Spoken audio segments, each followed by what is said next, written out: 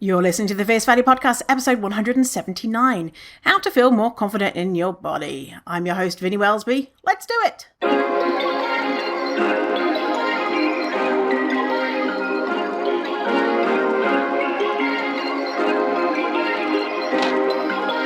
Perfect. Hello, hi, hey, how are you? Oh my goodness, I've missed you. I've not recorded a podcast episode in 2 months because I batched a couple. And also I'm recording less podcast episodes at the moment, so I missed you. It feels like, I'm giving you updates and stuff, and then I've not been able to give you updates. So anyway, hey, how you doing? Today we're talking about how to feel more confident in your body, and the reason why we're talking about it is that Instagram has given me something called a channel, which is this new way of communicating with people. It's like a secret kind of messaging place. And so my first message to people was, what do you want to see on the show? What topic do you want on the show? I'm always so surprised by what people say. And so I gave some topic ideas. I give the ideas, and then people will vote. So what we had was, let me see.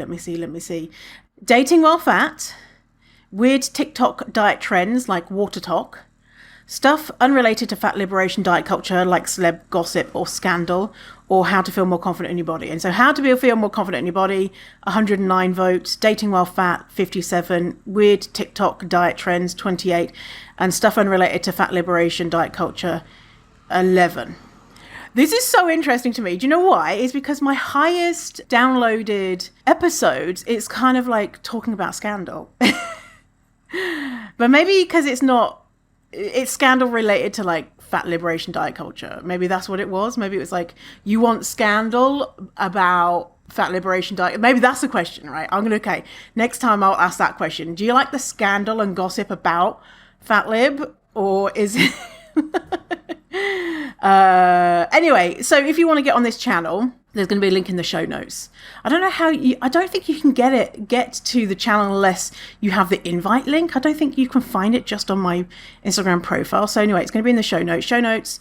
We're on episode 179. Oh my glob. So fiercefatty.com/179, or probably on wherever you're listening to this, there'll probably be a link somewhere.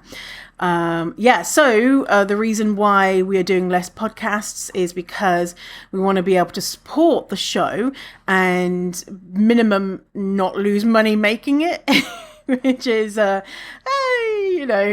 dream. Because it costs me money to produce a show, right? Because I have someone who edits the podcast, and then I have my admin assistant who posts it and posts about it and blah, blah, blah. So we've got almost enough to pay for 2 podcasts a month. Now, I was doing 4, so that's a goal. I want to do one every week, and I was doing that for 3 years. So let's get back to that. So we're currently at $310 a month in subscriptions.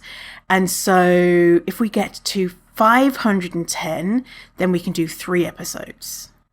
And again, this is the bare minimum. This is like barely. This is not paying me. This is just, it's probably not even enough. I've probably not set the goal high enough, actually, because it's a kind of an estimate. Anyway, so if you like the show, you value fat liberation and what I've been doing, have done, will continue to do in the fat lib space, and you like this content, then go to the link in the show notes to go to Ko-fi, which is the place where you can donate monthly or just one-off donation. But if you do the monthly for $5, you can get the size diversity resource guide, which is beautiful, amazing, so good. And then the more that you donate, the more, and you also get the science guide and blah blah blah, depending on whatever level you subscribe to. So it's 5, 10, or 20, but 5 is you get the good stuff. And yeah, and actually I was looking, the Fierce Fatty podcast is in top top 5% downloaded podcasts globally. I'm always like, who listens to my podcast? No one listens. Which is not true. It just sometimes it feels like that when I'm, sometimes it feels like that when we're like, oh, can we get to $300 in donations? But in reality, we're in the top 5%. Yes. I'm going to tell someone. I just told you lot. I'm going to tell my mum or something. I don't know. Look at me. I'm basically like freaking, giant celebrity over here. Obviously, I'm not. Anyway, something happened this week. And when it happened, I was like, I need to tell you what happened because you'll get it. Probably. Yeah, if you listen to this, you'll get it. If you listen to the podcast, you'll get it. So I'm looking after my neighbour's dog. They're on honeymoon for a month, so I'm looking after their sweet dog, Bella, for a month. Anyway, so maybe once a month I go to Starbucks. And there's a Starbucks a block away from my house. Anyway, so I went to Starbucks and I ordered 2 pup cups, which is a pup cup is like or puppuccino, whatever you want to call it. It's like a little shot glass with some cream in, and then got my stuff. Got the pup cups and then gave them to the dogs while I waited for my stuff. So put them out to the dogs. Bella fucking loves it. Doogie is an intuitive eater. So, and I don't think all dogs can be intuitive eaters, but Doogie happens to be one. So he'll be like, I'll have a few licks and then I'm done. Maybe I might have some later, but, so he's not like a gorger type dog. But Bella loves the pup cup, apparently. She was just going bananas for it. So anyway, that's not related to the story. Just, dogs enjoying the pup cups.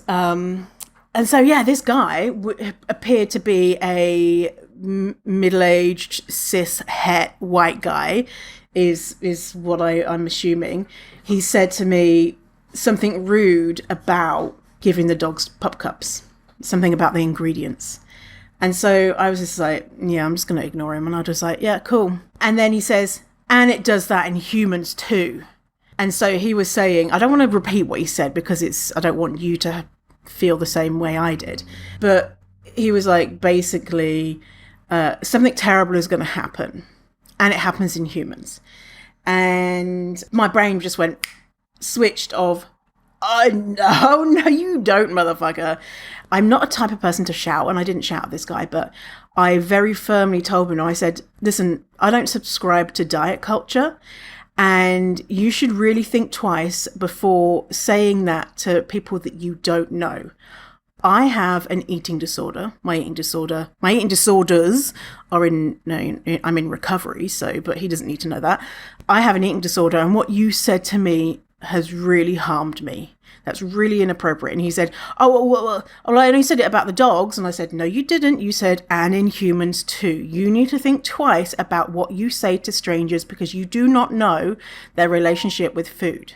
I said some other things and he probably said some other things, but, just around that kind of gist. When you like leave an quote unquote argument, you're like, what did I say? Did I should have said this, But I was really like, do not do that, you have harmed me. And then I was like turned around waiting for my order to come, and I was just like, oh my God, I'm gonna cry. And I started crying, and then I went outside and got my order and went outside and sat on some steps, and Bella was like, give me the fucking pup cup, the rest of the pup cup. And Duba was like, I'm okay with the pup cup. And I had a bit of a cry and then just carried on.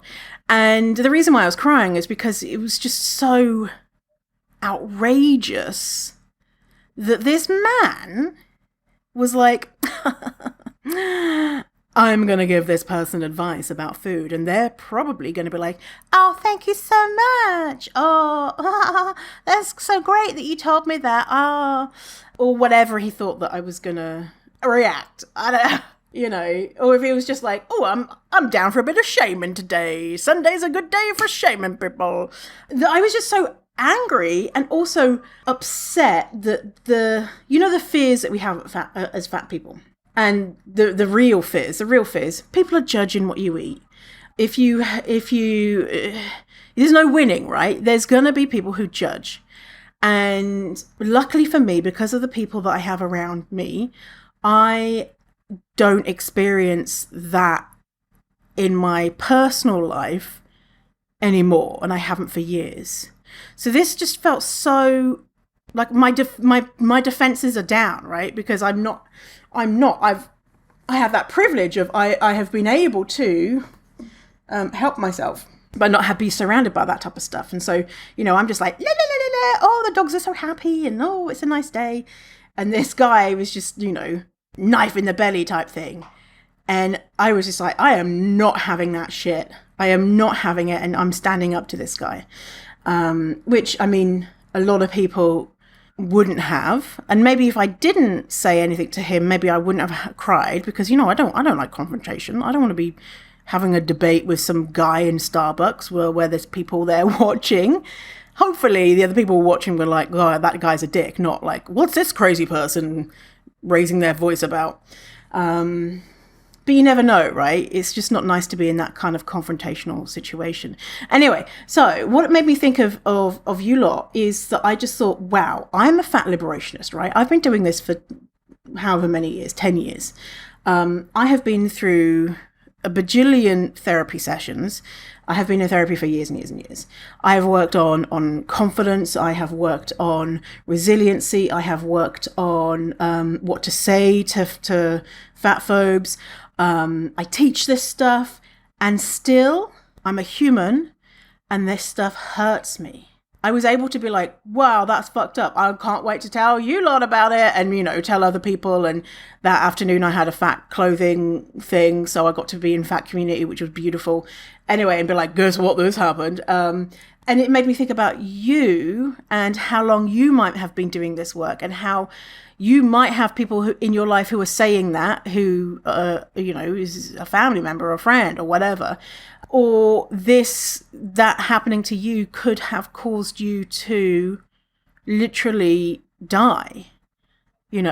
Like that could be the thing that makes someone spiral deep into an eating disorder, deeper into their eating disorder, whatever. It's so dangerous. And I just felt so angry that this guy was using his words as weapons. And he doesn't know, we might know, but he just did it. And a lot of people are out there and they don't have that same support network, or don't have that ability to access therapy, or are new to this or whatever. And they might not have been able to get out of that situation in a way that was, turning the shame back on him, And it could be like, okay, well, I need to go on another diet because this guy is saying X, Y, Z, or whatever it is that could happen. Or, well, I can't ever go to Starbucks again. And already I feel a bit, myself I feel a bit thinking about how people are judging me for the food I eat or whatever, or drinks I drink or whatever. Like, as we know, as fat people, there's no winning, right? If I had a box of salad, people might be like, oh, so who are you kidding? Or, oh, good for you, you're on a diet. Or if you have something which is perceived as unhealthy, and it's like, well, no wonder they're fat, they're eating that. And it's just like, just leave me alone. Just leave us the fuck alone. Anyway, so I just want to say, if you are someone who experiences something like that, and a lot of people are, I just want to send big love and hugs to you. You do not deserve that shame. Like, that guy probably has an eating disorder himself, if you're saying the things that he said. And also, whatever way you react is fine and normal. And think about, someone who's so resilient, and I'm like, I'm going to cry, I'm going to cry.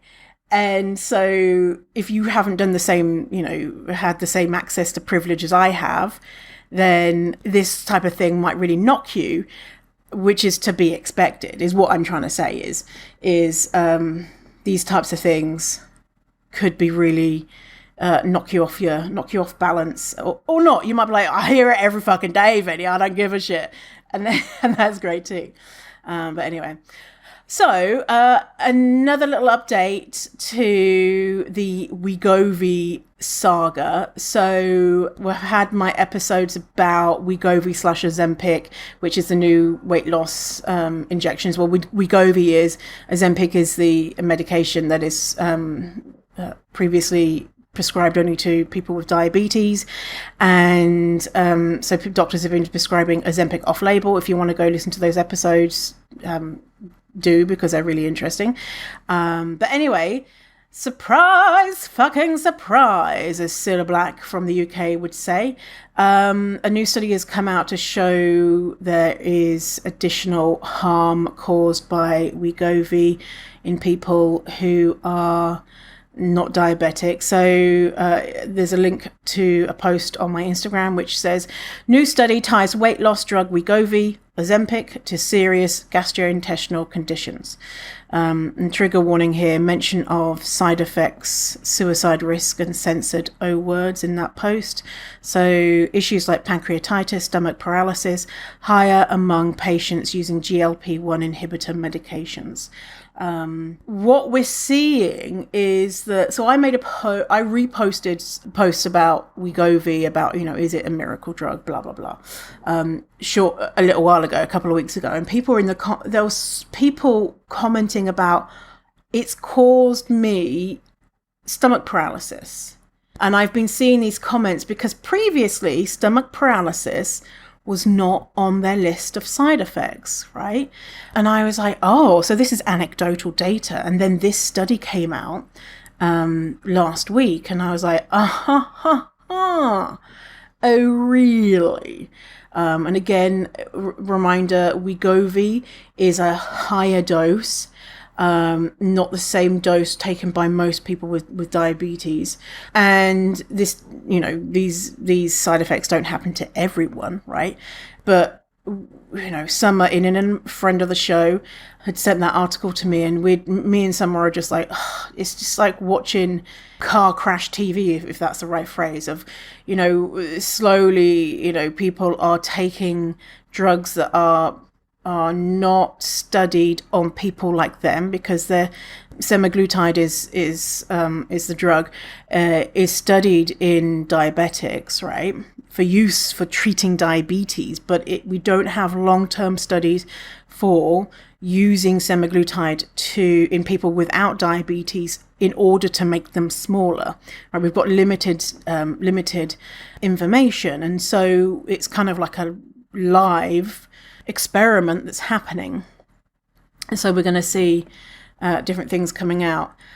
One thing to note is if you are on Wegovy and you're about to have surgery, you should let the surgeons know and come off it, because it could, let's see, the Institute for Safe Medication Practices Canada issued a bulletin last week after a patient who had been taking weekly semaglutide injections for weight loss vomited a large volume of undigested food while waking from anesthesia following orthopedic surgery. So, we stop eating the night before surgery because having food in your stomach is a risk, because you could choke, right? You could vomit, and that's dangerous. And so the food is sitting in the stomach. So perhaps this person,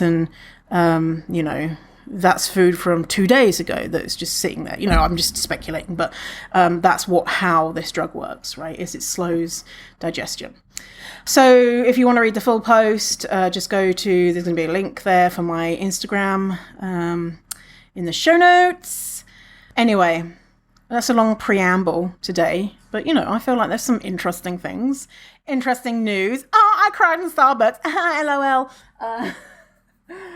And a big heads up. We spoke about this in an episode, maybe last episode or the episode before, how if people are choosing to take Wegovy because they want to feel relief from the bigotry, the oppressive anti-fat society that we live in, that's their business, right? Whatever people do to survive anti-fatness is their business.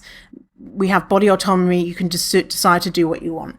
And also it's important to share new information about these drugs as we begin to learn more about them, so that people can be more able to consent when we have more information about what they do. All right. So because you asked for it, what do I do? How do I feel more confident in my body? Okay, so this is going to be kind of like, let's do some homework type of thing. Or you can just listen and just do the homework in your brain. Or you can just listen and be like, fuck the homework, whatever. You do you. You have body autonomy. You don't do anything.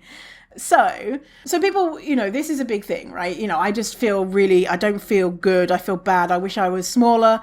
And then I would accept my body. And I just, I'm preoccupied with thinking about my body and doing stuff to hide it and etc. Right? So this is an issue. Body confidence issues is something that so many people have. I mean, again, I've said this before about like if people haven't been brought up with anti-fat bias, they're weirdos. I feel like if people don't have body confidence issues, or haven't previously overcome them to feel better now, then I'm like, who are these people? So people, if you're struggling with body confidence issues, you're in a big group of awesome people in the same position. But I don't think we talk about it as much about like what we're actually doing to hide ourselves or whatever. So anyway, so let's start out with people say, I want to feel more confident in my body.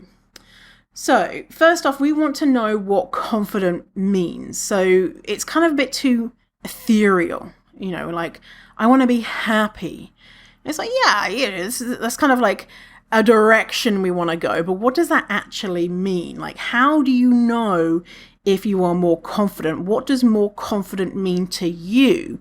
And what it means to you might be different to what it means to other people. And so my way of expressing overcoming confidence issues in my body is by wearing a bikini. And just wearing a bikini and be like, fuck you, here's my fat body and you are welcome for getting to see it.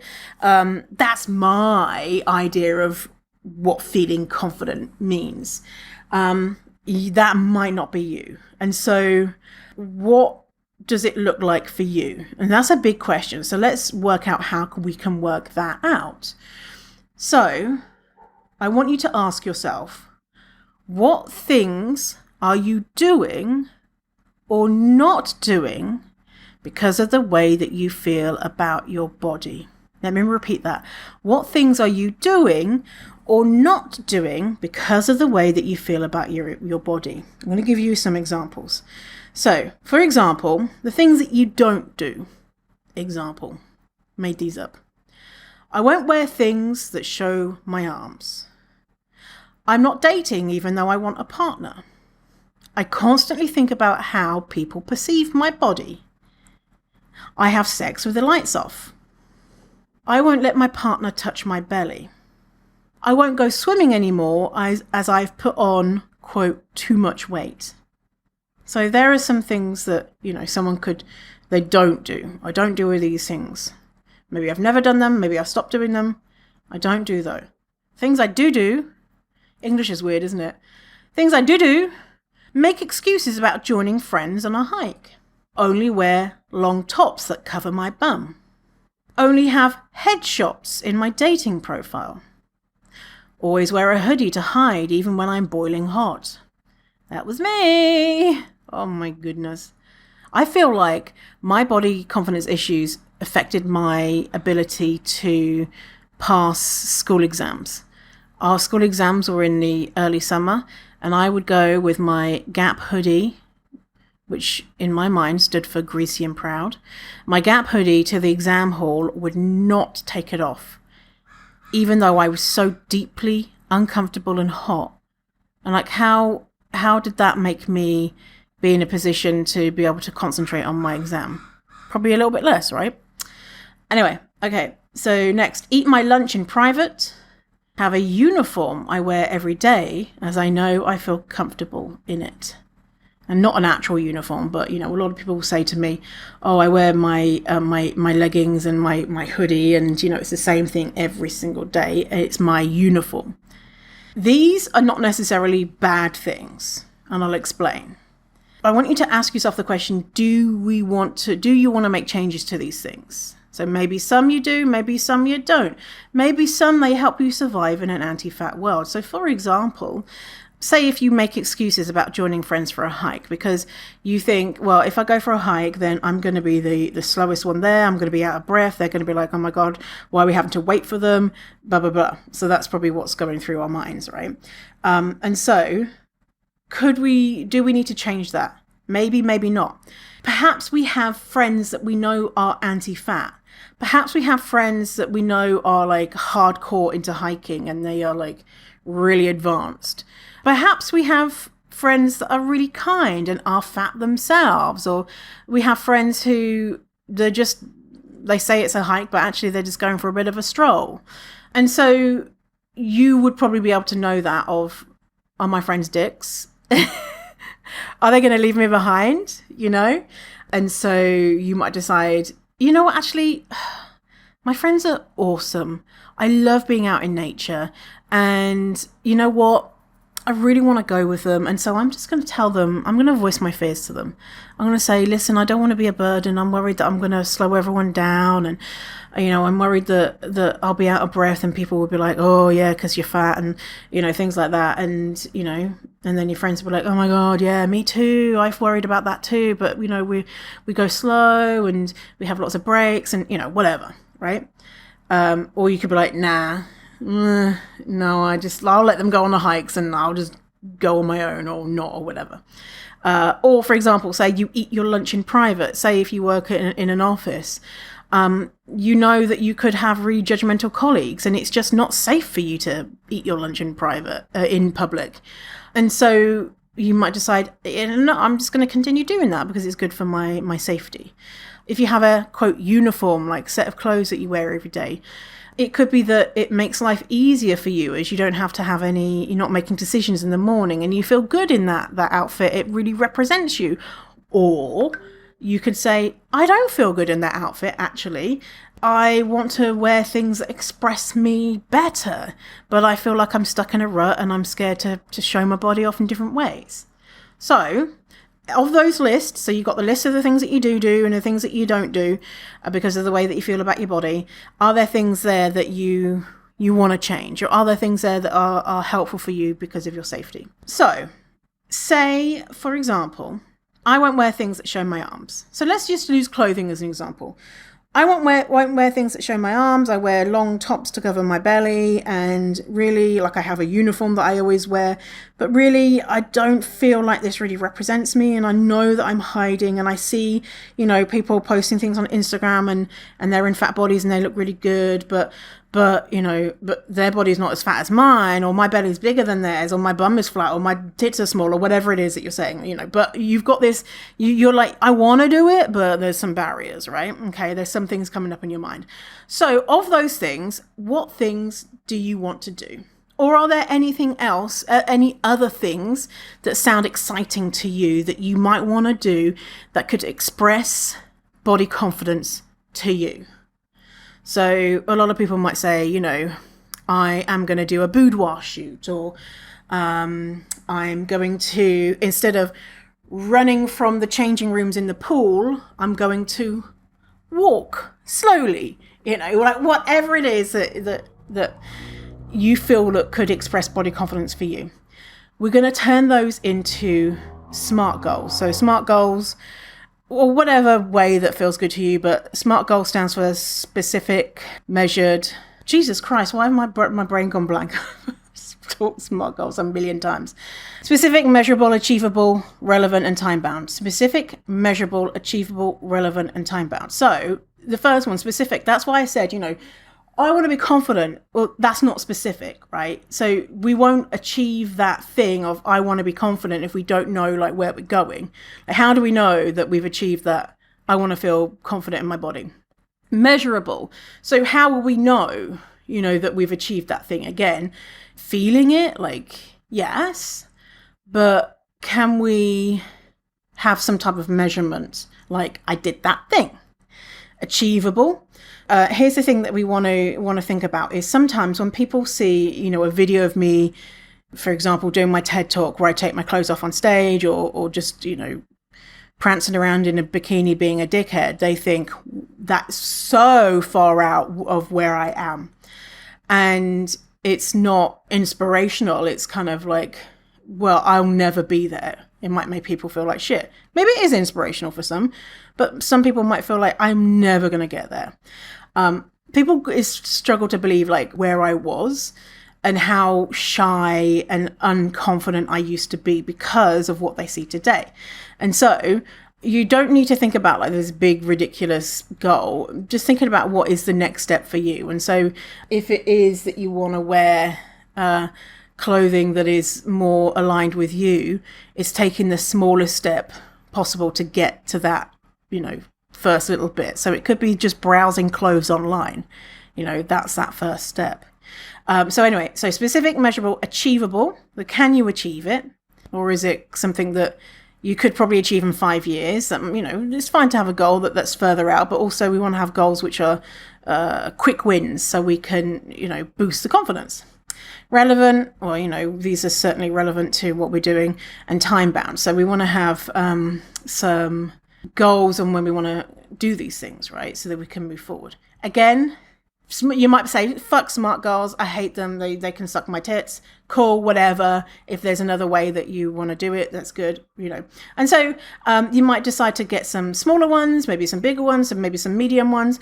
You don't need to have like 57,000 goals. It could be that you just have 3, 1, 5, whatever. Next, are there barriers that is going to make it hard for you to achieve those goals, or barriers that make feeling more confident in your body harder? And so let's think about in your life, who or what is supporting you to move towards body confidence? Who or what is making it a little bit more difficult? So for example, in your life, you might have a mum that's on a diet. Your sister might talk about how ugly and fat she is. You might have a health problem that is associated with fatness. Or you're scared that you might get one because you have that health issue in your family. Maybe you have a partner that says that they're attracted to thinner people. Maybe you love watching trashy reality TV with only normative bodies in it, like Love is Blind, for example. Right? So these are barriers. We don't necessarily need to remove them. We might need to understand how we can navigate them. Or we could decide to remove them if the barriers are really just annoying and not helpful. And we will use my formula, which is remove, reduce, or protect. So I've spoken about this in other episodes, but when we have these barriers, we're going to ask ourselves, can we remove the anti-fatness? If not, can we reduce exposure to the anti-fatness? If not, can we protect ourselves from the anti-fatness in some way? So, for example, mum is on a diet. So can we remove mum? No, we've decided, well, you can. I'm not saying go and like gun down your mum because she's like, I love Weight Watchers. Fuck you, mum. No. But some people do decide to remove people from their lives, and that's absolutely fine. But for most people, are we going to remove mum? Probably not. Can we reduce the amount of time that we see mum? Maybe, maybe not. Can we ask mum to stop talking about diets? Maybe, maybe not. Depends on your relationship dynamic. Can we protect ourselves from the things that mum is saying? So it could be that whatever you choose to protect yourself, change the subject, listen to an episode of Fierce Fatty podcast, talk to your friend or therapist or whatever it is, to protect yourself. Okay. So you might decide, mum's, she's a huge topic. We'll tackle that later. Let's start with something that's a little bit easier. Okay, I love watching all of these trashy TV shows. Me too. And so, am I going to remove it? Well, they bring me happiness, but they also make me feel like shit. So, shall I remove it? Maybe, maybe not. Shall I reduce the amount of time I'm watching it? Maybe. Maybe not. Maybe I'll, watch a few episodes and then watch something else. Can I protect myself? So maybe I'm watching that and then I'm going to go on Instagram and look at pictures of awesome fat people to kind of help reset my brain.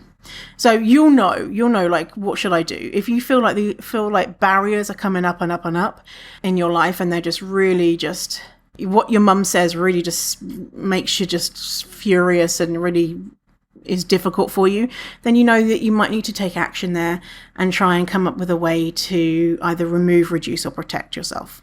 And so with the barriers too, can we educate ourselves around certain pain points? So for example, a lot of people will say, well, I'm scared that I'm going to get diabetes, right?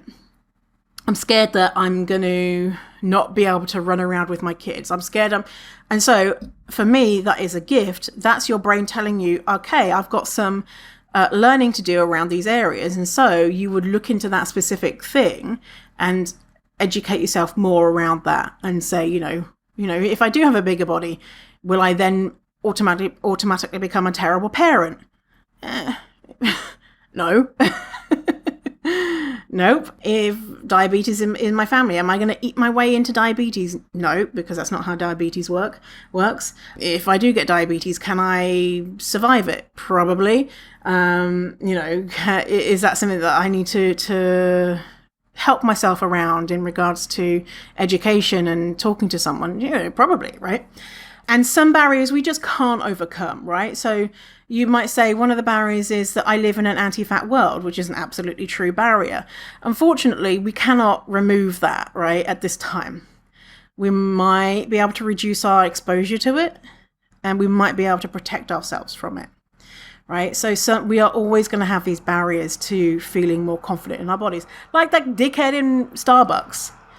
So what barriers can we help ourselves remove, reduce, or protect? Right, so we've got our goals, and this is where people kind of stumble, right? We've got our goals. Yep, I'm going to do this thing. And they're like, oh, but I'm just going to read some more books, and I'm just going to listen to some more podcasts, and I'm just going to wait until I feel better before doing those things. Here's the thing, I call that constant learner mode and not taking action. So think about the way that we learn to swim. We cannot learn how to swim by reading a book. We can learn the theory about it, but eventually we're going to have to get in the pool. Now, what we don't want to do is be like, well, I read a book about it, and so I'm just going to go in the deep end and just be like, woo, let's hope I don't drown. What happens a lot of times when people are like, I'm just going to go and do this big, scary thing, and I've never done anything like it before, is that they'll traumatize themselves, They were like, well, water is scary. I'm not doing that again. And so sometimes people will be like, well, I tried I bought some short shorts and split crotch panties and a peephole bra. And I went and, went down to the post office and people were like, holy shit. And, I'm never doing that again, And so, that might be a bit much, right? And so you might want to say, I'm going to get shorts that go to my knees and just wear them around the house and see how that feels. And so, that's what I call tinkling your toes in the water. So we want to go into the shallow end. We want to tinkle our toes. And so say if your goal is to wear different clothes, do exactly that. So the first step, and so you have this big, the big step is wear clothes I want to wear more daring clothes, whatever it is that you want. So I would say you want to break that down even more. Like, what is daring clothes to you? What are the clothes? And you could say, okay, a shirt with no sleeves, because I'm sweating my tits off with these fucking sleeves. Okay, so then that might be your goal. Wear a shirt without sleeves. And let's break it down a little bit more. Wear a shirt without sleeves in my house. Okay, cool. So that's your goal by 3 weeks from now. So what's the first step?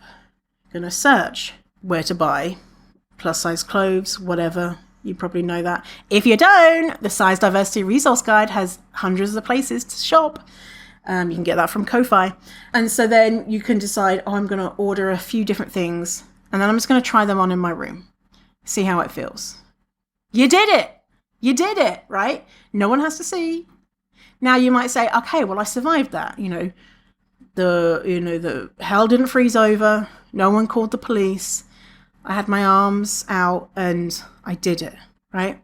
So the next step might be like, okay, well, I'm going to just wear a sleeveless top around the house for an hour, for 2 hours, for the day. And then it might be like, okay, next I'm going to walk to the end of the street. And then run back and be like, oh my God. Next, I'm going to walk the dog for 10 minutes and see how that feels. And at any one point there could be a barrier that comes up. And so then you're going to support yourself. So the reality is, a lot of times people say, oh, you think people are looking at you, but they're not. The reality is, if you're a fat person, people could be looking at you and judging you. A lot of times they could be not. Who knows, right? But depending on your levels of privilege, and if you have any other historically marginalized identities, then it's more likely that you're going to be a target for unwelcome experiences, right? You might go out in the street and someone might be like, oh, fuck you, or whatever, or you look horrible, or whatever. And so what can you do then to help yourself if that does happen? If that does happen, would that be too much and just derail you? And so right now it's not safe. So instead of being out in general public, you're just gonna, meet a friend who's super safe for lunch and just stay in that one place. And that, your friend is probably not going to be like, oh, look at your arms, or whatever. So there's, taking away that black and white thinking of, you have to do this, and if you don't do this, and if you don't do some big expression of confidence, then you failed or whatever, because it's complicated, right? The reality is, being a visible, happy fat person means that you're going to be attacked at some points. And that might not happen for a long time, or it could happen on a daily, So it's so this is, all like building confidence, building resiliency, doing the toe tinkling. Next, we want to reassess. So what is tripping you up? What feels good? What doesn't feel so good? What things are really triggering you? So for example, your clothes are tight because you've put on weight, and that feeling of tight clothes is really difficult for you. You're scared of health stuff, so you want to lose weight, fear of judgment from others, the mirror. If those things are coming up, how can you support yourself to feel better or safer? And learn more about that particular thing. Something about the clothes thing. I saw a post from Mindful Closet. The post said, buying clothes that fit when you've gained weight is a signal to your body that you will trust it and will take care of it no matter what. I'm going to read that again. Buying clothes that fit when you've gained weight is a signal to your body that you trust it and will take care of it no matter what. So a lot of times we have this, fractured relationship with our bodies because we're just like, fuck you, you're a piece of shit. Oh, you're gross. And our body's like, oh, bitch, I'm just trying to fucking get around and feed you and like keep your organs going. And you're just constantly giving me hate. Like, fuck you. And our clothes are tight. Stop that. I don't like that feeling of it on my skin. Just buy some new clothes. And your brain is like, no, I'm not going to buy some new clothes because then that will mean that I'm fat, or that will mean that I've gone over the edge into whatever. Or it could be, I don't have the money to, or there is no accessible clothing for me, whatever. But if you can, I'd say go and get some clothes that feel good, right? That could be nice. And that could be a way to help gain that trust with your body. Another thing that's really helpful is focusing on what your body does for you versus what it is as an ornament to society. And really, oh my God, the list is endless of the stuff that your body does for you.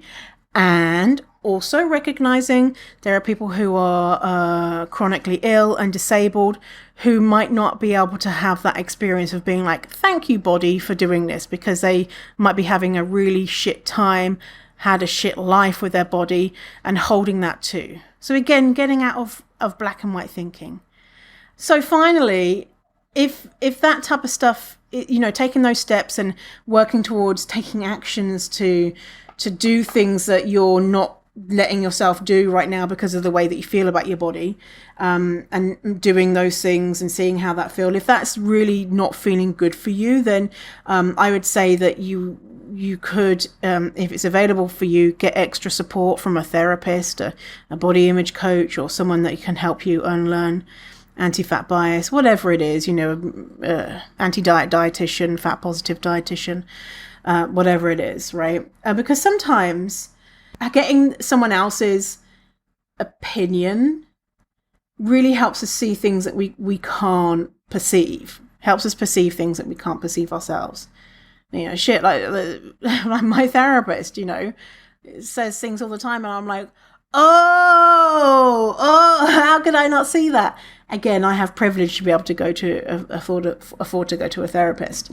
But it could be even that you just talking to your friends and say, I'm really struggling with this thing. Can we talk about it?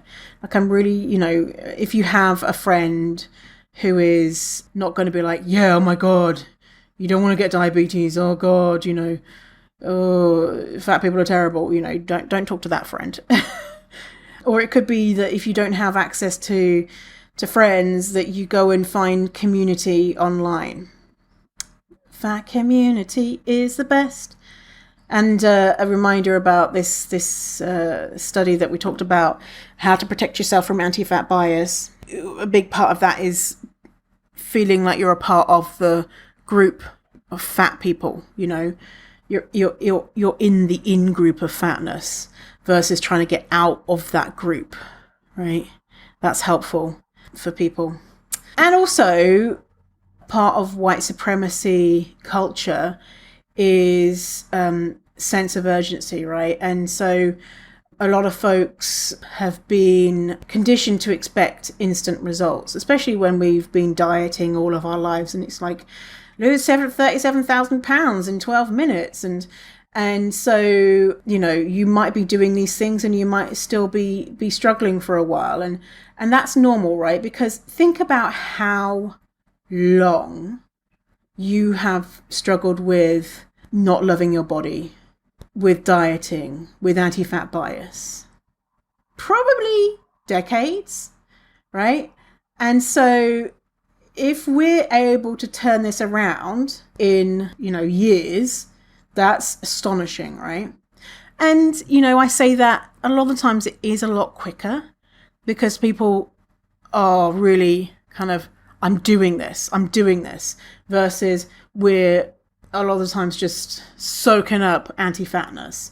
We're not like, oh, I'm going to do a course on how to hate fat people more, but you might be like, oh, I'm going to do a course on how to stop, unlearn anti-fat bias. So, I don't want to say it's going to, if you've been alive for 4 decades, so it's going to take you another 4 decades to not hate yourself. It's probably not going to be like that, but also give yourself time and recognize how far you go. Because I think a lot of times we can poo-poo our achievements. I know I do. I was at a party a couple of weeks ago, birthday party with a bouncy castle, yes, from my friend Michael, who turned 40. And I'd seen some friends who I haven't seen in a while, and they were like, oh my God, so you were on a BBC show, that's cool. And oh, you wrote a book, and oh, that's cool. And you did, and I was just like, I was shit. Blah. And they were like, are you hearing yourself? And I was just, yeah.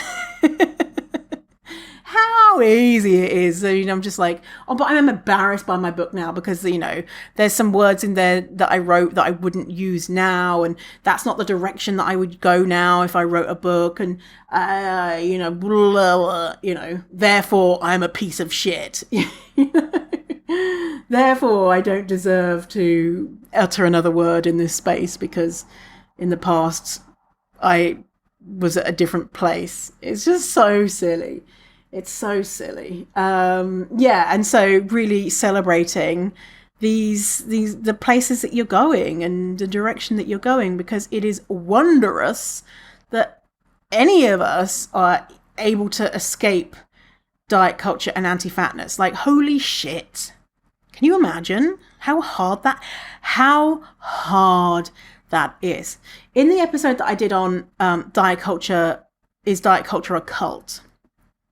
I talk about how in most high control environments, like a cult, like MLM, multi-level marketing schemes, like diets, a lot of the time, but not the same with diets, when you get out of that high control environment, your loved ones and society are like, whew, we're so glad that you got out of that environment that wasn't good for you. Please come back into society. Let's help you unlearn all of that stuff that you had learn, and they really took advantage of you, and you were a victim to this brainwashing, right? And so a lot of experience, not everyone's experience with high control environments are like that. But on the whole, generally, society is like that, supporting people who leave. Fat people who leave diet culture do not get that support from general society. They get told, get back in there, try harder. You need to be controlled more. And so it can be so hard to leave diet culture, especially with the promises, the fake promises, and we can look at high control environments and be like, well, in an MLM, it's probably not true that you're going to become a millionaire or a billionaire. Like, probably not true that, there's going to be some Armageddon day and the world's going to end and, the good people are going to be saved. That's probably not true. And it's probably true if you just tried hard enough, then you could become thin. That's probably true. It's not though, right? So anyway, so that all that to say that it's, I don't want to say the word miracle, but it's remarkable that you're even here. And that is something that should be celebrated. Really, really, really, really should be celebrated. So just go and celebrate yourself today, okay? Just go and give yourself go and wear a hat, okay? Just wear any hat. Just wear a hat and, I don't know, drink a drink or whatever to celebrate how awesome you are, that you're here and that you're healing and that you are in that direction of feeling better. And also, again, with this black and white thinking, you are probably not going to arrive at this destination where you're like, holy shit, I am so confident in my body. It's never going to change. I've arrived and ooh, life is good. Like, you might have moments like that, obviously there's, lots of moments where I've just been like, fuck yeah, I'm fucking amazing. Then you have dickhead guy in Starbucks. And then you're like, I'm sad, and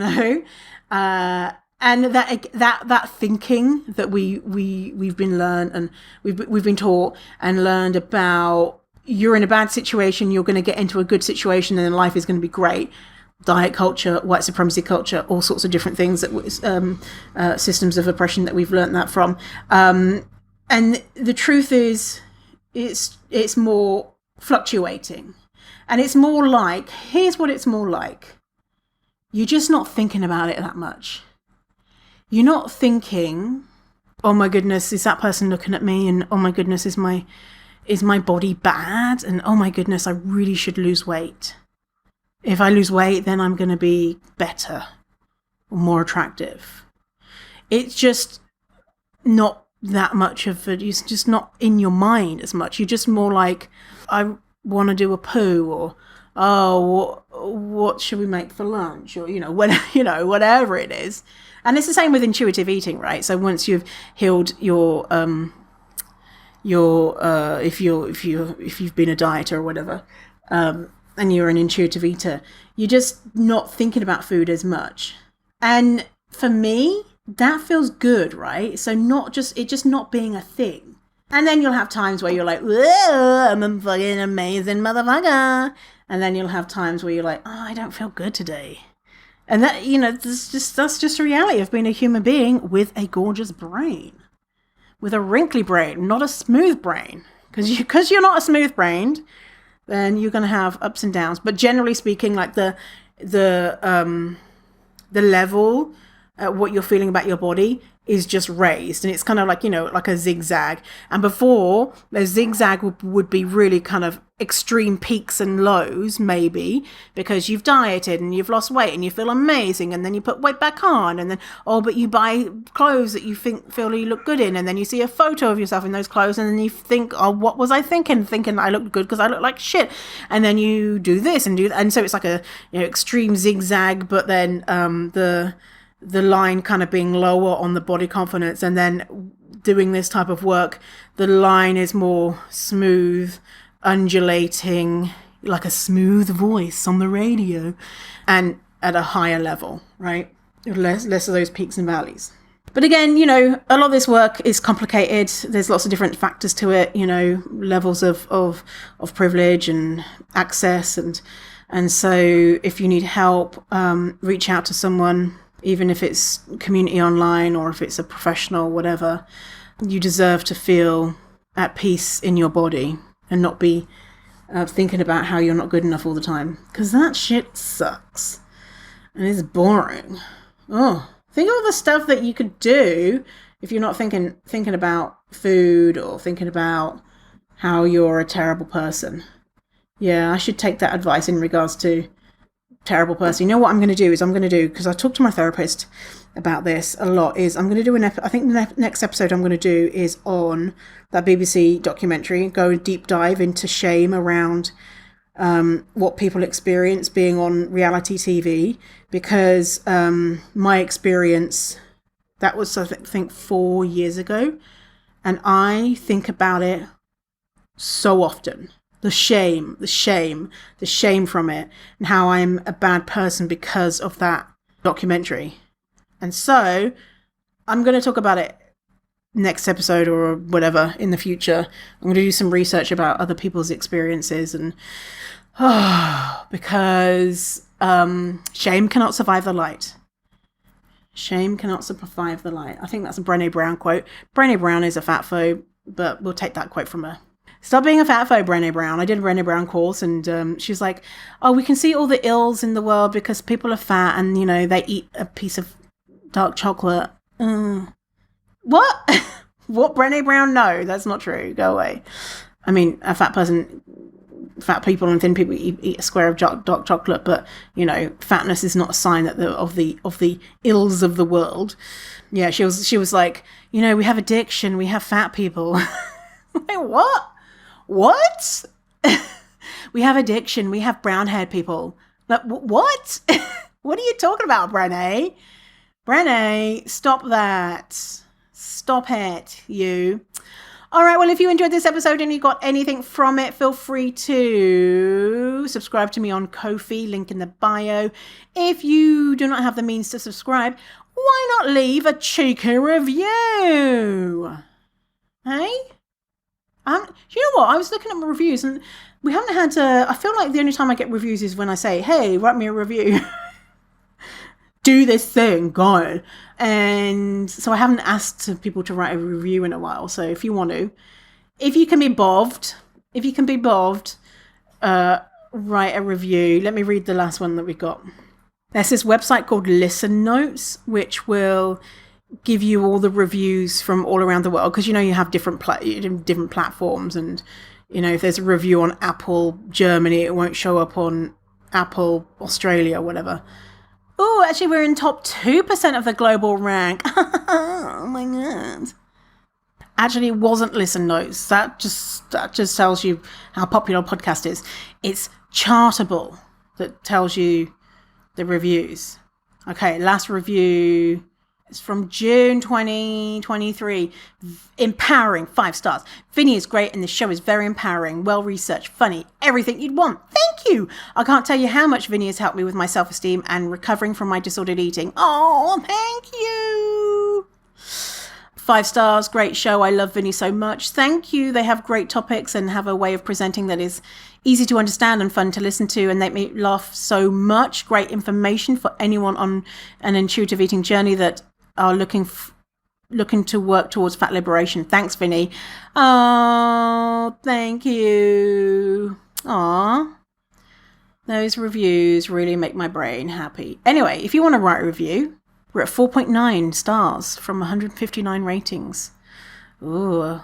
There was one, I think there was a 1-star thing saying, Vinny should stop singing. Which just made me sing more. And then someone else had left a review saying, I like it when you sing. See? Yeah. There's always gonna be people who like what you do and don't like what you do. But it sounds like a lot of people like what I do, which I really appreciate. And if they don't, they're probably not telling me, or they're telling me and I'm just deleting the comments. I don't know, whatever.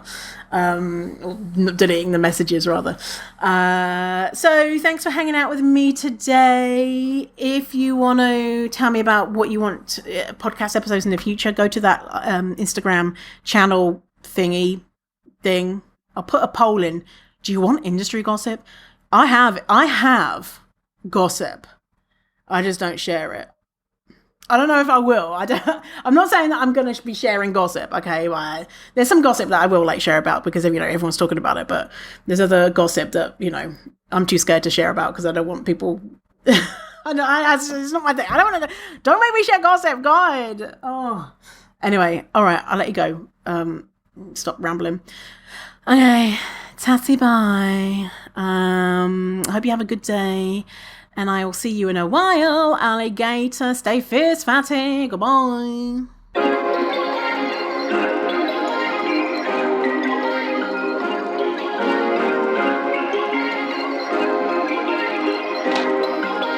Perfect.